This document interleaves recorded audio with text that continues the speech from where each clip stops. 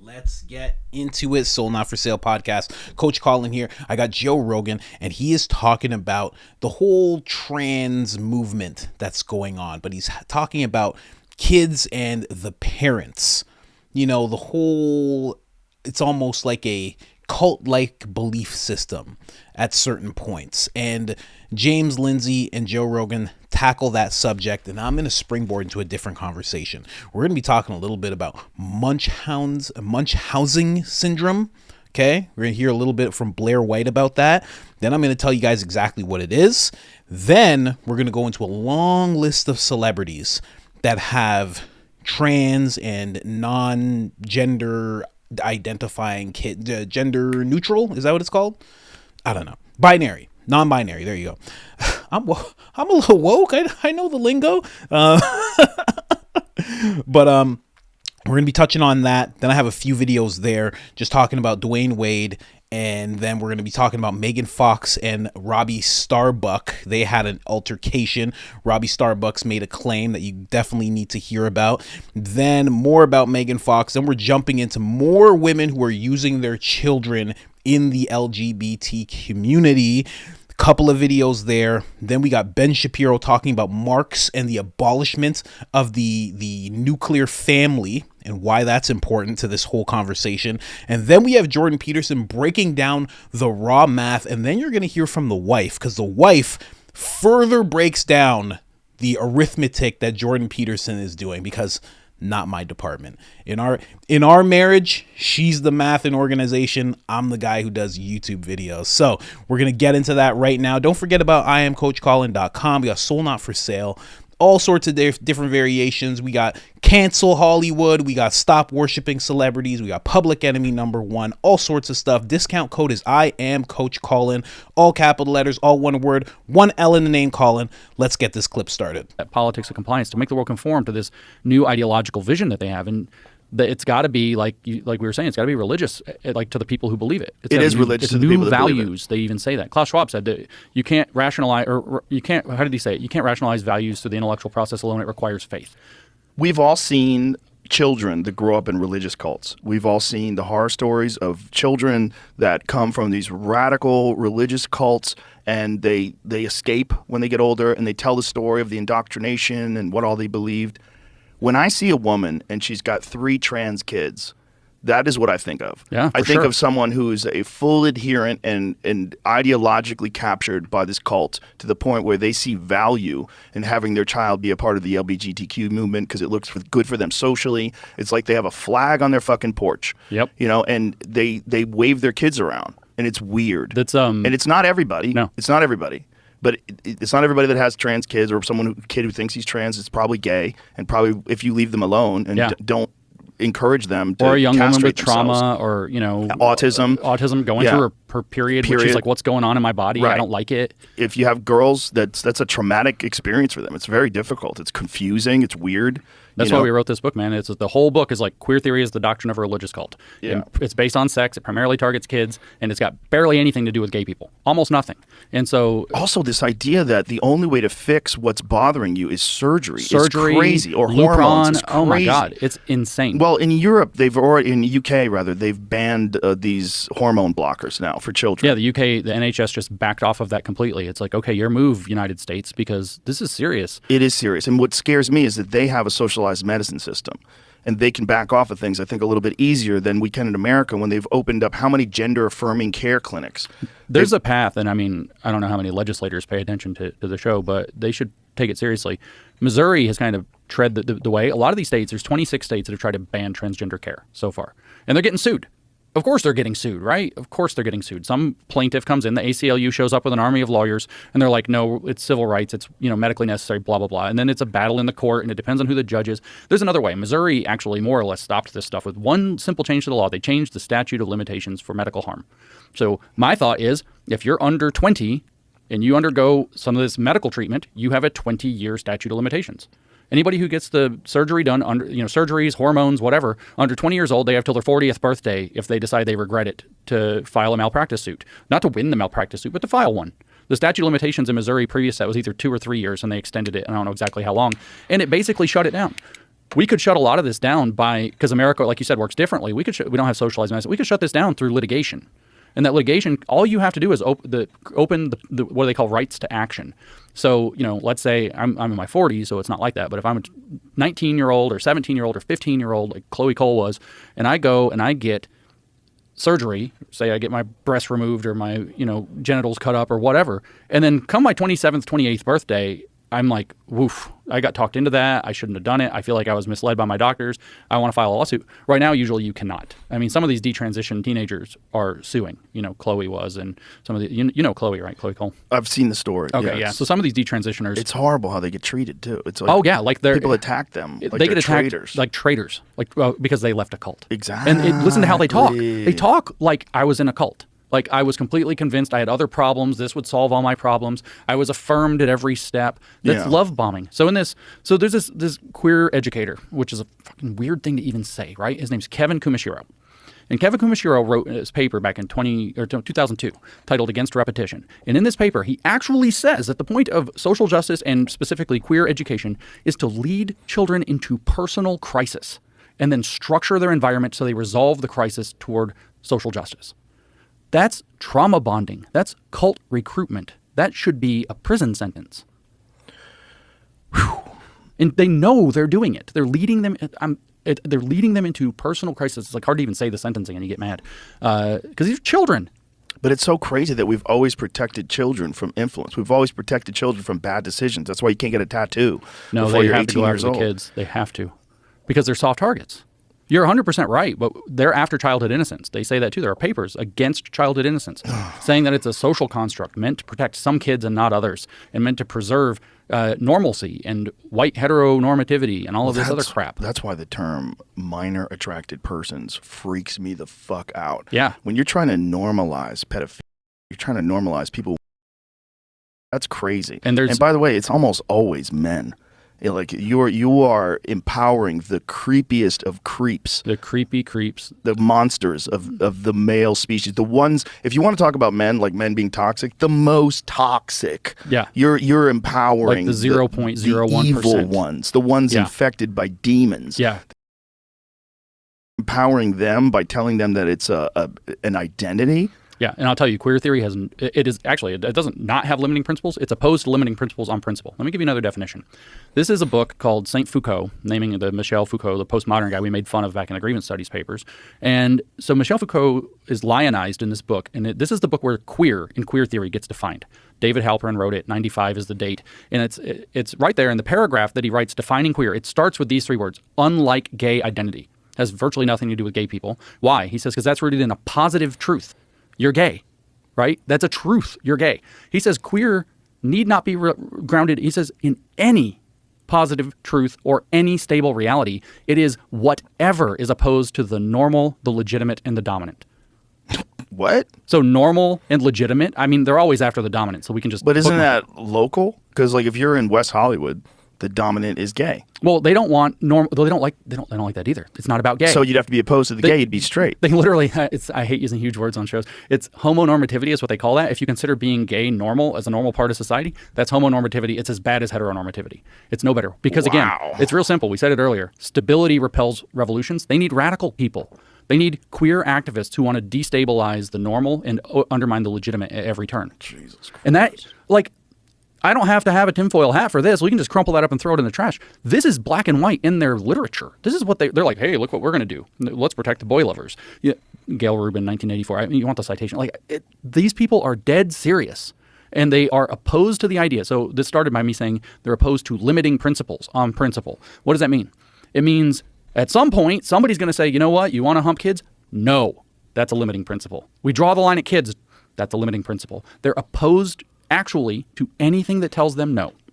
Anything in the world, including the world itself, telling them no. Oh yeah, you technically can't be a man who becomes a woman, but let's just chop you up until you're... So, that was the end of the clip. He gets a little graphic there. And for anybody who's like, why were there these little blips and no sound? Joe was saying something, and kids, and I couldn't have those two words together. And not even for YouTube, just for myself. I don't like having that type of stuff just at all. But yeah, I just wanted to say that quickly. Let's get into it. I just want to say right away, when he was talking about this professor talking about leading young people to personal crisis, and, you know, being gay is rooted in a positive truth. So they wanted it to be queer instead, because when I started hearing what he was saying there, it reminded me exactly of Saul Alinsky's work when they talk about don't be reasonable, like be completely unreasonable. Like, just if they decide to say yes to all your demands, make more demands. Do not stop making demands, because I believe it was Rule 7 that stated something in that realm, and then Rule 8 is seize power. And as long as you're unreasonable, you keep making demands, you will keep on getting an inch and an inch and an inch and an inch and an inch the whole way through until you have seized power completely. So that makes perfect sense that they don't want people to have anything rooted in positive truth, because that kind of stops things. And that gives you a ground to be reasonable, because I can look at someone, if someone says to me that they're gay, I can just be like, okay. I'm not the type of person that's like, no, that doesn't exist, that's not real. Like, yeah, sure, you are. If that's what you do, that's your preference, you're doing that actively, definitely, 100% you are. No problem. And we can find common ground there. The second we find common ground, there's no revolution anymore. There's no personal crisis anymore. So the fewer things that these people can have in terms of this movement that's being hijacked, the fewer things that can be rooted in personal truth, the more unreasonable they can be, and the more demands they can make over and over again. Just like he was saying, they're opposed to anything that's no. It's because as soon as you make a demand and they say yes, you make another one, you keep doing it until there's a no. And now all of a sudden it's cause for revolution. You know what I mean? I'm a black person. I want to be treated with respect by police. Okay. People can get behind that. Yeah, they shouldn't. You have to be a criminal. It shouldn't just be because you're black. And I say, okay, good. And I want them to, leave me alone. Cool. Yeah, me too.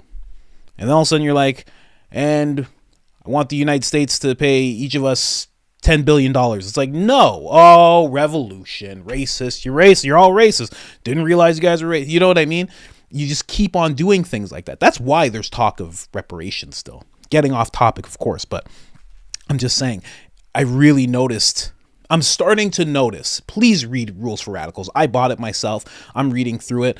The more you read this book, the more you will see it in all of this. And I don't know if he's made that connection, James Lindsay. I'm sure he has, because he goes in depth with what he actually reads about, like right down to he's linking a lot of this Marxist stuff to things in the Bible and the correlation there. Like, not that the Bible supports Marxism, but there's certain negative characters in the Bible that definitely support Marxism. It's really interesting to hear him talk about it. Him and Jordan Peterson have a talk about it. Now, let's get into some clips. Let's start it here.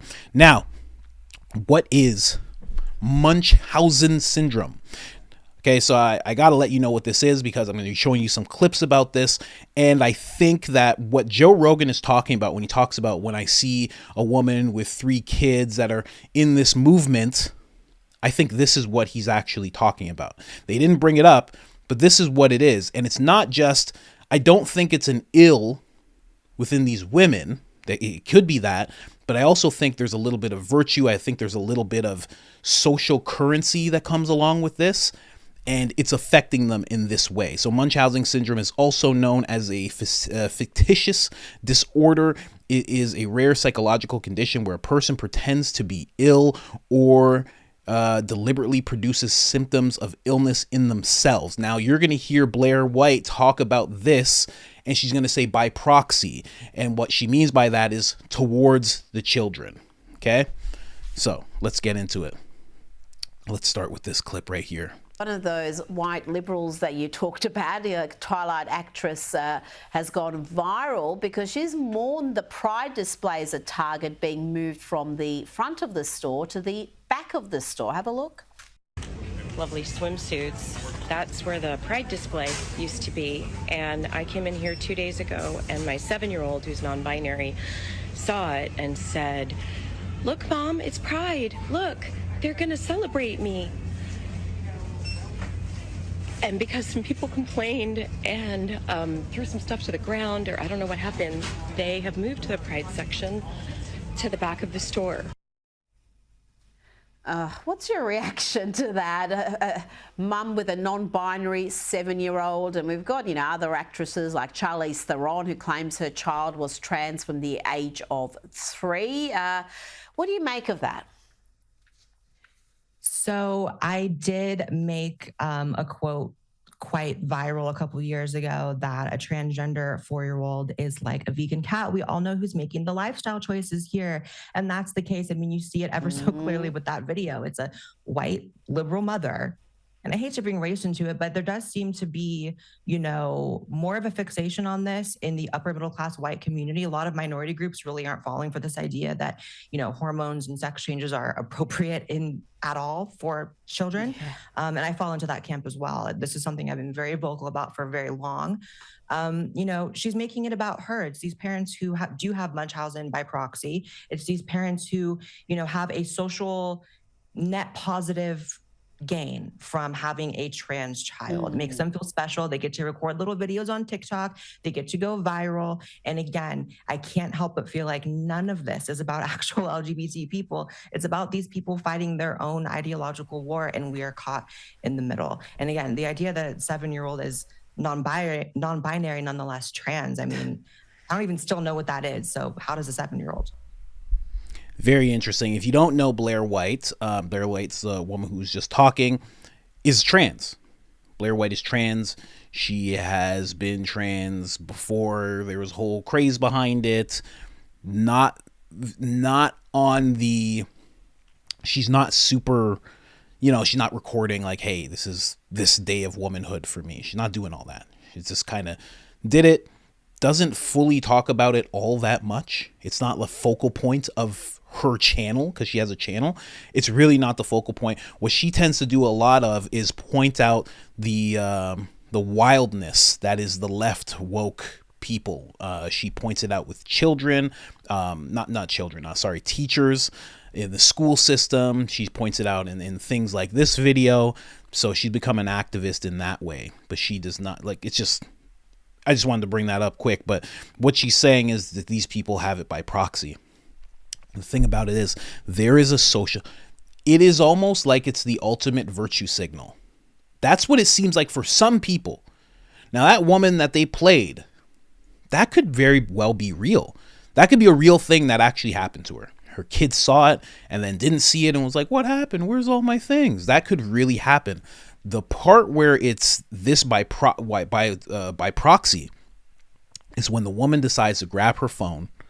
She's not with her kid. She grabs her phone and she makes a heart string pulling video about it. That's where it gets a little bit like, who are you really doing this for? You know what I mean? Your kid's not going to see it. Other parents are going to see it. They're not going to think of your kid as much as they're going to think of you and how brave you are going through all of this. So why are you doing this? There's very much a currency in having your kids dealing with something as hard as being trans or being non-binary or being gay. It's really hard for a kid. But what are you doing that for? And I think that's what we're seeing as we're going to go through case by case of everything that I'm talking about. I think we're seeing people who may have kids who are actually going through this. And, heart goes out to them. I'm sure it's a tough life. It has to be. But the parents are using it as social currency. They're using it to get on the Ellen show. They're using it to blow up, to go viral, to gain a following. They're using it for that exact purpose. That's what it seems like to me. And again, Munchausen by proxy is just like you're putting this on your kid. Your kid may not even fully be this exact thing that we're talking about. Now, let's keep moving on here. Now, the reason I bring this up is because then we start looking at celebrities that have this going on, right? So that's 13 families that I have in this article, right? From Jamie Lee Curtis to Gabrielle Union that you see there. Then you got 11. And again, Gabrielle Union at the front. So let's just say instead of 24, it's 23 celebrity families that have this thing going on. what are the odds? What are the odds? Really, it's a long list of people. This is Dwayne Wade that you just saw. Dwayne Wade, his now daughter, Zaya, in the middle, and Gabrielle Union, the stepmother, and as Jordan Peterson might call it, the devouring mother, over there on the right side. This is very, very wild to see. And you have, this is what Dwayne Wade actually said. Let me make sure you guys can actually see this. When Zaya came forward, Dwayne Wade looked at her and said, "You are our leader, and it is our opportunity to allow you to be a voice." You're not the leader of your parents. I don't feel crazy or bigoted in saying that. You're a kid. You're not the leader. Your father's supposed to be the leader. That's exactly how that goes. No matter what's happening, whether it's your identity, or you want a car, or you want a tattoo, or you want to do this, or you want to meet your friends, or you don't want to be grounded, your father's the leader. You don't want to go to church, your father's the leader. That's how that goes. The only problem is, in this family, this one in particular, the woman's the leader. Gabrielle Union's actually the leader, and we're going to go into that a little more. But, oh yeah, let's just get into that now. So apparently, Dwayne Wade was very accepting of his now daughter and her decisions. Gabrielle Union was also, the stepmother, was also very accepting of this whole thing, this whole decision. They pushed and made his now daughter a voice on the Ellen show, social media, everything. The only problem is I keep saying stepmother. There's a biological mother who had a say in this, and they X'd her out. Here's how that mother feels.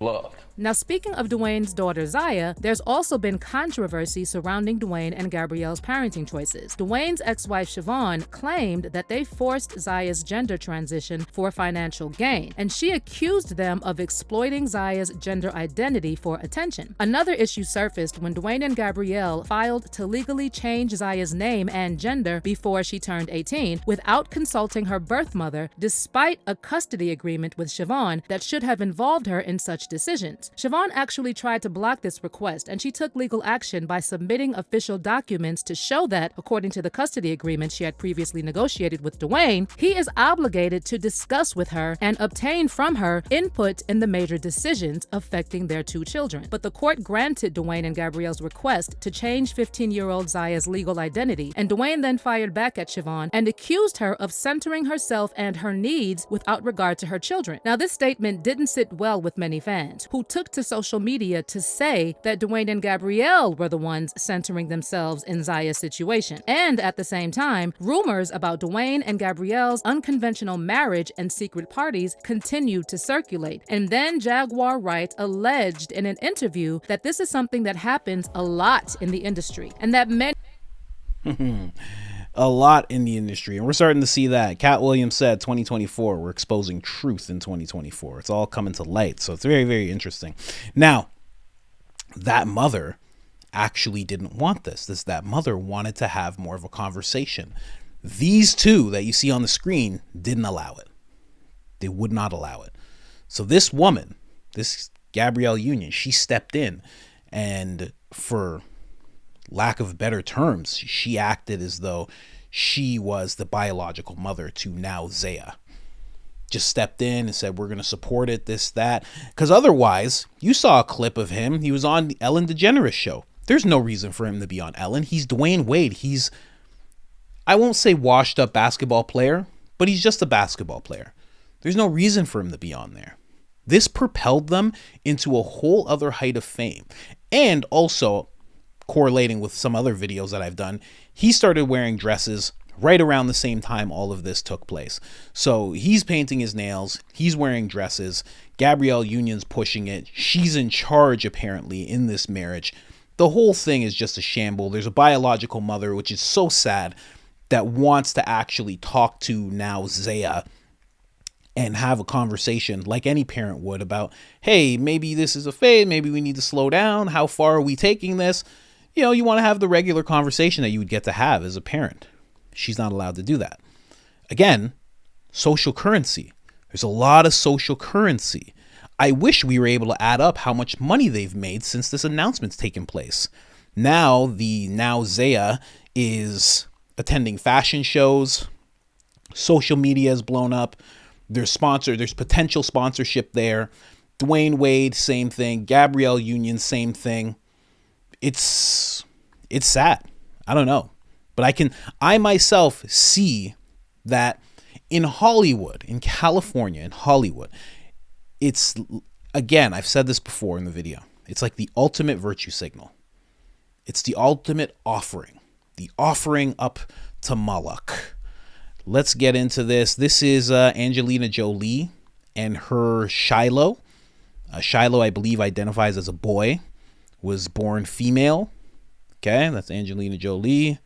Then we have here Charlize Theron with her son, now daughter. Not sure what the name is there.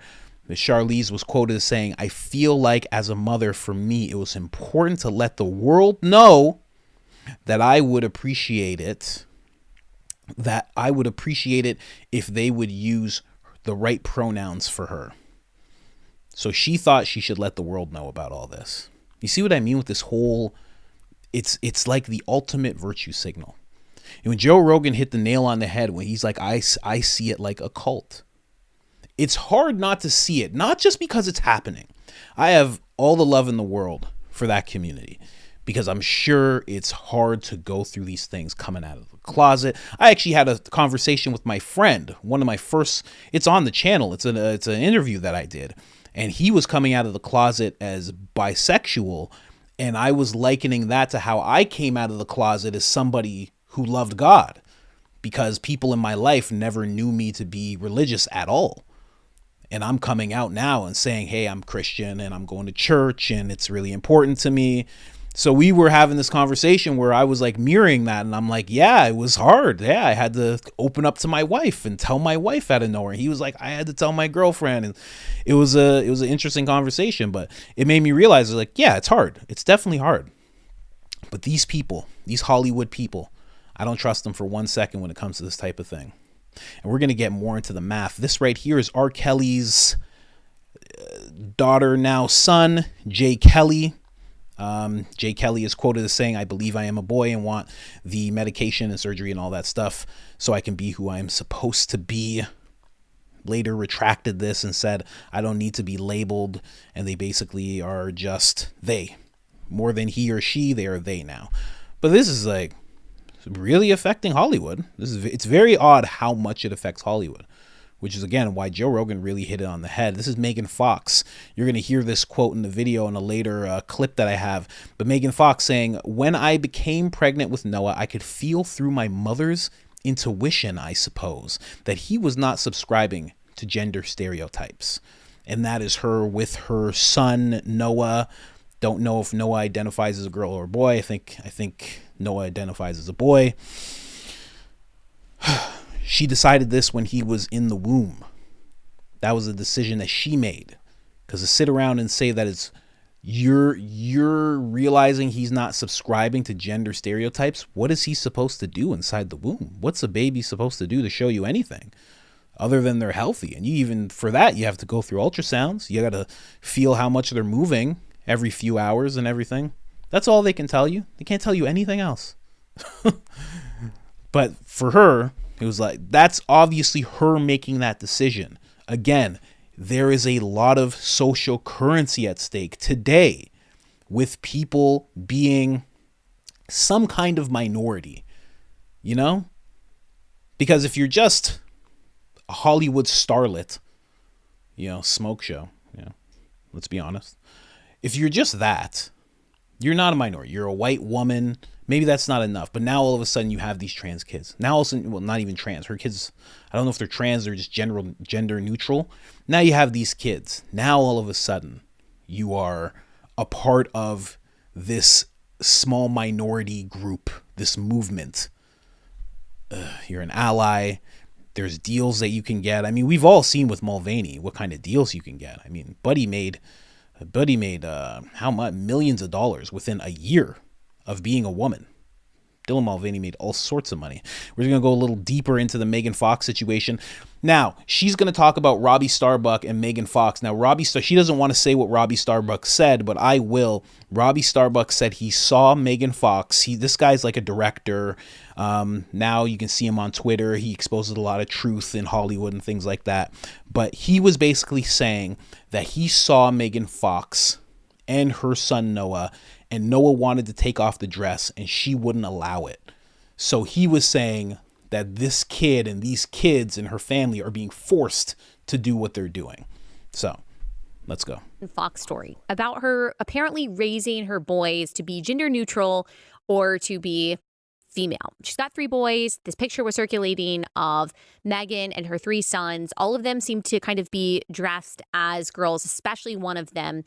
And I won't show their faces because they are children, but she's been very open about this. This is not a secret. She's been talking about her kids being gender neutral, and I'll read some of the quotes from the articles. But Robbie Starbuck is kind of the one who has been commenting about this. He claims that he knew her and her family back when he lived in Calabasas. Now, I'm not going to repeat the claim that he made because I don't know if it's true. I don't know that his personal experience with her. I'm not saying that he's lying. I just haven't been able to verify it. And I wouldn't like someone to repeat something that is not verifiable by me. But he claims that he knew the family and that something is going on behind the scenes here. But I don't even think that we have to know really what went on behind the scenes based on what we have seen publicly from her in regards to how she raises her 3 sons. But she did want to respond to Robbie Starbuck and his accusations that strange things are going on behind the scenes when it comes to how she's raising her children. And here's what she had to say to Robbie, who is a conservative commentator. He's a former Republican congressional candidate in Tennessee. Here's what she had to say to her tens of millions of Instagram followers. Hey, Robbie Starbuck, I really don't want to give you this attention because you're a clout chaser, but let me tell you something. Irregardless, I just need a moment of silence for that. Irregardless, she says. Irregardless. It's just regardless. Okay? Irregardless was a joke on Mean Girls when Gretchen Wiener said it. And we were all laughing back in 2006 because irregardless isn't a word. It means the opposite of what you're trying to say. Okay? So she means to say, regardless of how desperate you may become at any given time to acquire wealth, power, success, or fame, never use children as leverage or social currency, which I agree with, by the way, especially under malevolent and erroneous pretense. Whew. Those are big words for someone who just said irregardless.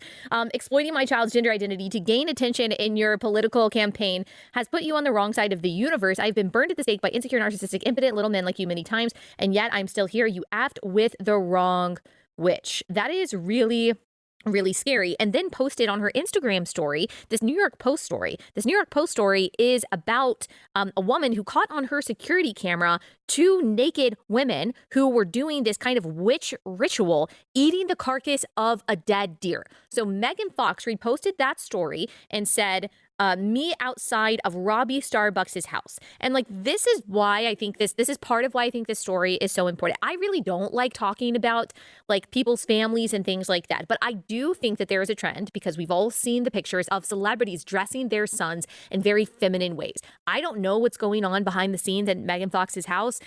I will not assume to know everything. I don't know if Robbie Starbucks' story is true. I am not saying it's true, but the pictures are there of her boys being dressed up like little girls. And then her saying that basically she's a witch that is going to do some kind of deer eating ritual outside of Robbie Starbucks' house, because he pointed to the fact that it's very disturbing that her boys are being dressed up in this way. So Megan Fox also said to Parade Magazine, Fox and Green share 3 sons. This is what Parade Magazine said. There are not many public photos of the Green children online, but in the ones that exist, each child appears to have long hair, which sometimes prompts people to ask questions about their genders. Fox has spoken publicly about choosing to raise her 3 boys as gender neutral. When I became pregnant with Noah, this is what she says. When I became pregnant with Noah, I could feel through my mother's intuition, I suppose, that he was not subscribing to gender stereotypes. So I decided to provide an environment for him early on that would allow him to discover how he wanted to express himself. So she knew neonatally that her son was not really a boy. These people are very unwell. They're unwell. It's really, really sad. And amazingly, they are still looked up to by many as like voices on important issues that we should all be listening to, like moral betters. In April 2022, in an interview with Glamour, Megan Fox said, Noah started wearing dresses when he was about 2, and I bought a bunch of books that sort of address these things and address a full spectrum of what this is. Some of the books are written by transgender children. Some of the books are just about how you can be a boy and wear a dress. You can express yourself through clothing however you want. And that doesn't even have to have anything to do with your sexuality. So from the time they were very young, I've incorporated those things into their daily lives so that nobody feels like they're weird or strange or different. I understand wanting your kids to feel accepted and feel loved. I really understand that. But as parents, we owe our kids clarity. We owe our kids the knowledge that you were not born an accident, that your body means something, that it's important, that it's really good to be a boy, that it's really good to be a girl. No, that doesn't mean that you have to conform to every gender stereotype that exists. Yes, it's okay to be a girl who loves sports and loves dirt bikes and things like that. Sure, a boy can love ballet, but these are fixed categories that we cannot change, and fluidity is just confusion, and I think it's a form of actually mental torture for our kids. And so even though we have been told today that love means unconditional affirmation of everything our kids have to say or everything anyone has to say, that's just not true. Love and truth go hand in hand. Actually, you're not loving someone if you are not also bringing truth. The truth is that we do live in a gender binary that is determined at the moment of conception by our chromosomes. And there are different roles that men and women play. There are different characteristics that men and women have. They're important. And the physical characteristics that we have are totally immutable no matter how you dress. And so She said it. She said it. That lady's name is Allie Beth Stuckey. Seems like she works with Blaze. Yeah, so she was just breaking down that whole thing. Now, one thing she brought up, two things she brought up. Okay, so the whole witch part where Megan Fox said she was a witch, mess with the wrong witch, then shows that thing of some weird seance happening and saying that's what she's going to do in front of this gentleman's house. This is also the woman who said that she likes to drink Machine Gun Kelly, her now husband, boyfriend, fiance, I don't know. They like to drink each other's blood from time to time. Just a little bit, though. So witch, she likes to drink blood from time to time, finds pictures of other witches and says she's going to do that to certain people. How is that not a cult? How is this not a cult? She said she could feel it in her stomach, in her womb, that her son wasn't subscribing to gender stereotypes. So she started preparing the world around him. And now all of a sudden he wears dress. How is this not? This is her. This is what she does. And then the other thing that she brought up, we still look up to these people. It is so true. It is so crazy that we're still looking at these people as important voices. But we're not done with Megan Fox. We got a little bit more. I just want you guys to hear this really quick. As he designs, he draws outfits, and then when I do fittings, yeah, he's very talented. But he's still sick, so when I do fittings, like I did one recently, and I had this really beautiful yellow dress on, and he kept draping it in a way where he was like, if we do it like this, it looks like a diaper. Diaper shit. That's not what we're going for this time, but maybe next time. So he's really into fashion, and he's the one, like, sometimes he'll dress himself, and he likes to wear dresses sometimes, and I send him to a really liberal, like, hippie school, but even there, here in California, he still has little boys going like, boys don't wear dresses or boys don't wear pink. And so we're going through that now where I'm trying to teach him to be confident no matter what anyone else says. Yeah. That's right. Absolutely correct. Can't dress his mom. That's not allowed. He wants to drape it like a diaper. No. You can't have that responsibility. Choosing to wear dresses and that whole aspect of gender fluidity or, having no gender, whatever, he can handle that, but not my dress. Makes perfect sense. In Hollywood, that makes perfect sense because you gotta slay when you're on the runway. You cannot be walking down the red carpet looking like you got a diaper on. That's crazy. But you can be in the park wearing a dress with all the other boys laughing at you. Of course. Makes perfect sense. It's absolutely wild. Now, let's move on from this. We have more women doing this in a different way. So we're seeing it in Hollywood a whole bunch. We saw it at the beginning with this one woman making a video about Target removing their pride display, and she was very upset about that. Now we have this woman, because it's not always in people in Hollywood. Here's the thing that always happens. A lot of people don't realize, and I want you to watch for this. I've brought this up before months ago in different videos. You will see And this is not exact, this situation I'm talking about, but you will see the government call for something. You will immediately see celebrities start calling for the same thing. And those celebrities will inevitably affect the minds, influence the minds of people below. It happens all the time. Now, I haven't seen the government call for this. There's laws passed and things of that nature, of course. But you do see this whole movement happening heavily in Hollywood. And it is affecting the minds of people who are quote unquote below. And this is a great example of that. This woman says her baby's gay. Gay baby. It's a gay baby. Gay baby. Gay, gay, gay. Please be gay. Oh. Okay. Be what you want to be, but be gay. Okay? Thank you. Right? No pressure. No pressure, but pressure. That's the exact face you make after you hear something like that. It's absolutely, again, the social currency. The social currency. I'm making this video, and listen, maybe there's so many angles to it, because it's like, gay baby, I'm showing that I'm an ally, virtue signal. I get points there. I'm black, I get points there. I embrace the gay community, I get points there. There's so many different things. And then on top of it, even if all that is fake, I still get the viral video. Because sometimes, just as a regular person, you just want a viral video. Because, I don't know, maybe I'll get famous for no reason because I've seen Paris Hilton do it and all these Kardashians do it. They're famous for no reason. Maybe I'll become famous for no reason. So maybe this will be my shot.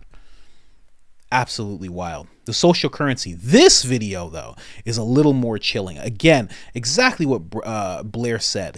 Munchausen by proxy. Check this one out. Does your mom say you have to be LGBT? No, I can choose what I want to be, but Go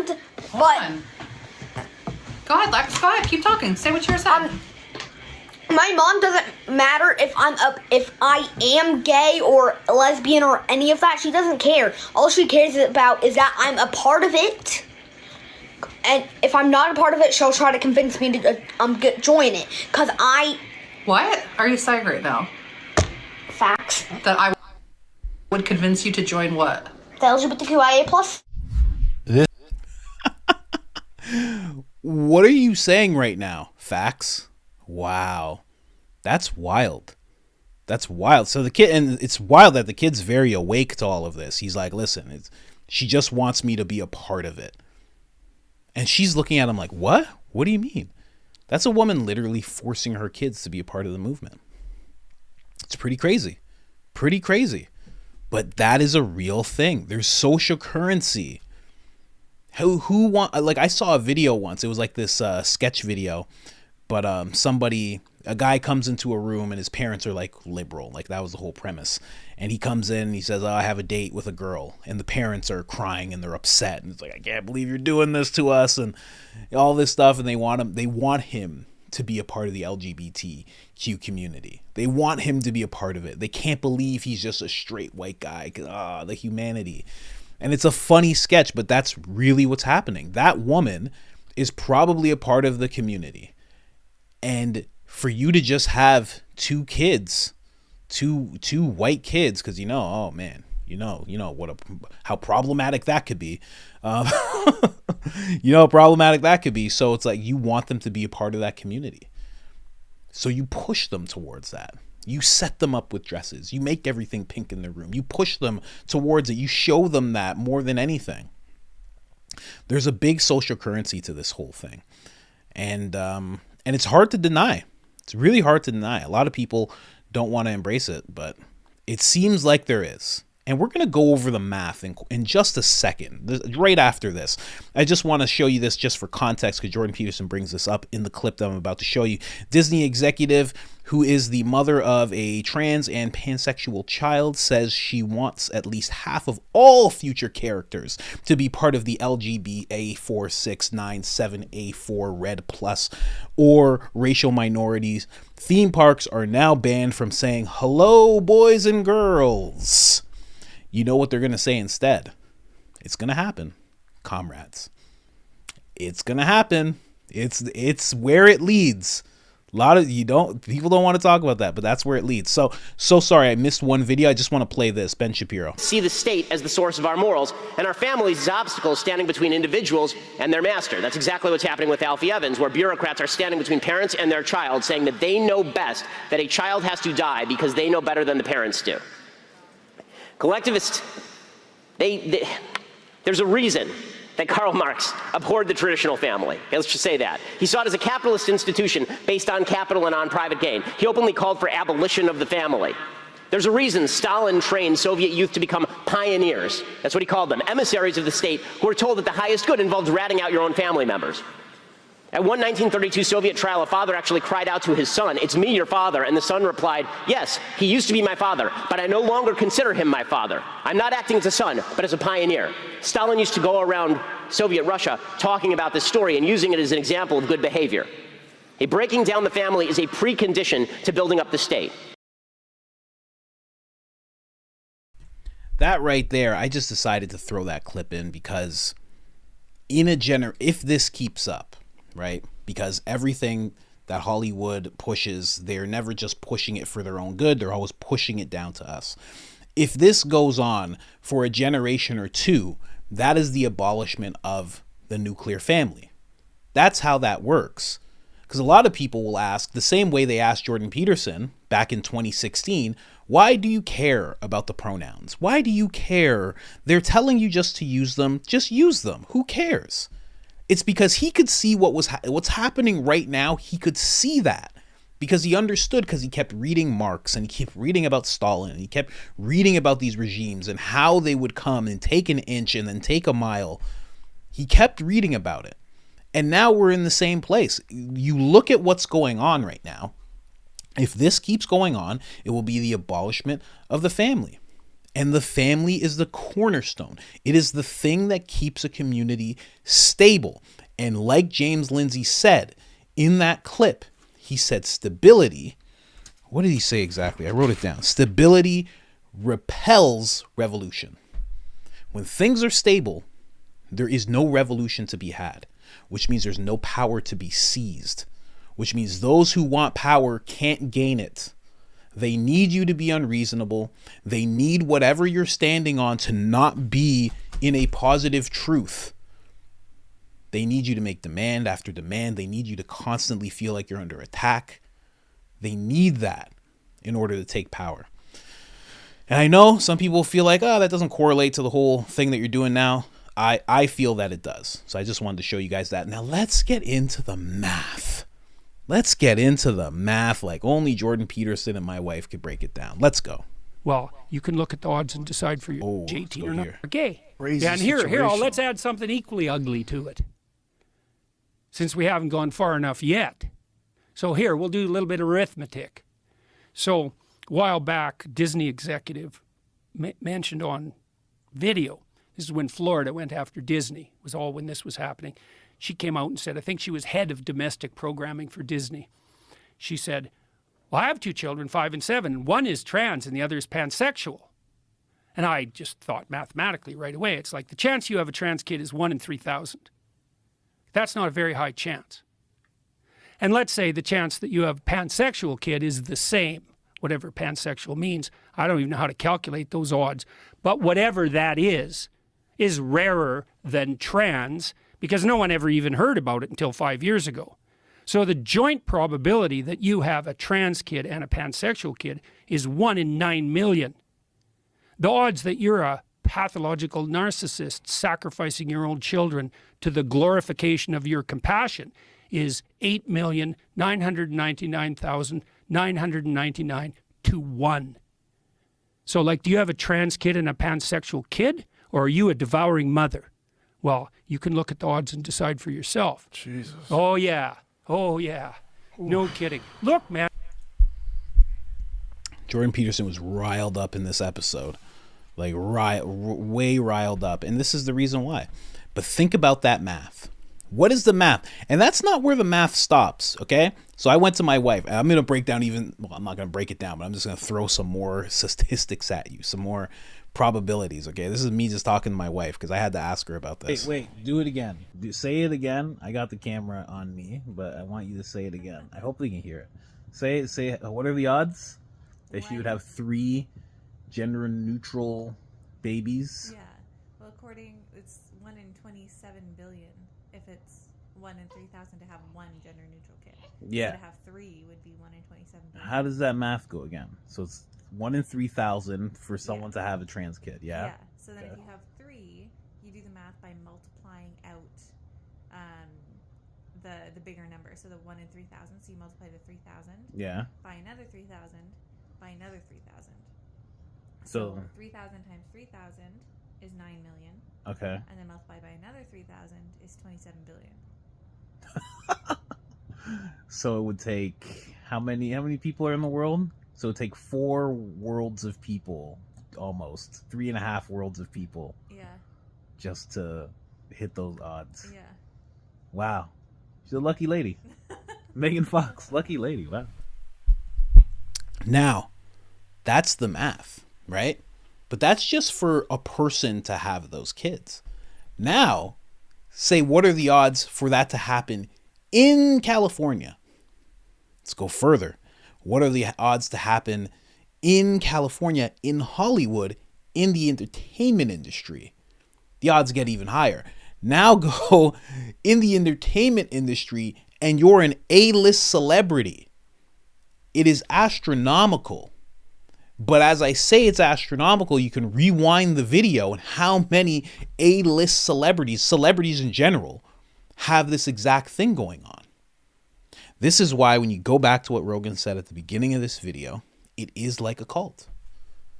The odds that this is happening naturally, untainted by anything, is just mind-blowing. Given what my wife just did in terms of breaking down those odds, again, I'm nobody for math. I'm just not at all. But we're getting into the high billions in terms of the chances of that happening. I don't know. How do we not figure that this is some cult-like thing going on? Not the trans movement, but the people who are co-opting it, the people who are using it for social currency. There's a big difference because there are some people who are going through that in real time. They're coming out as gay. They're going through these things. They're trying to figure it out, and they're not on social media, and they don't care to be open about it. They're too confused, and they just want their life to make sense. That's a real thing. But these celebrities that have it going on and are using it on social media and are using it to get clothing deals and brand deals and sponsorships and spots on the Ellen Show and get their social media blown up and viral videos, those people are some kind of cult. That's all I'm saying. Stop worshiping celebrities, guys, just like the shirt says. And other than that, like, subscribe, share. I'm out.